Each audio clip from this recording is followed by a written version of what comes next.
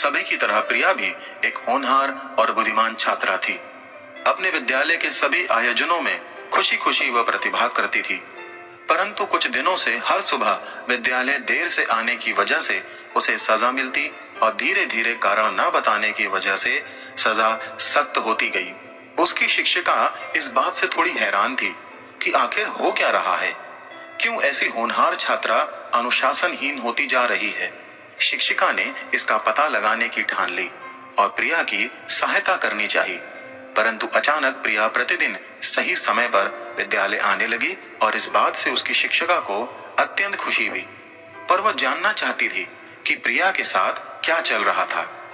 शिक्षिका प्रिया को अपने घर ले जाती है और पूछने पर जो प्रिया ने कहा उसे सुन शिक्षिका की आंखों से आंसू निकल आए।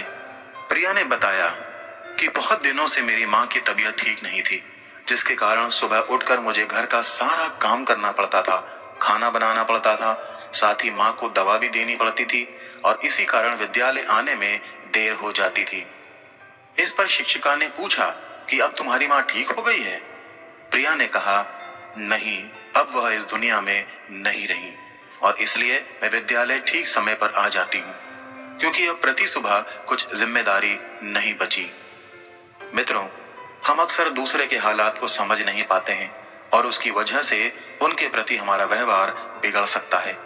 बाइबल हमें रोमियो नामक पुस्तक के अध्याय 12 के पद 16 से 18 में बताती है कि आपस में एक मन रखो, अभिमानी ना हो, परंतु दीनों के साथ संगति रखो, अपनी दृष्टि में बुद्धिमान ना हो, बुराई के बदले किसी से बुराई ना करो, जो बातें सब लोगों के निकट भली हैं उनकी चिंता किया करो।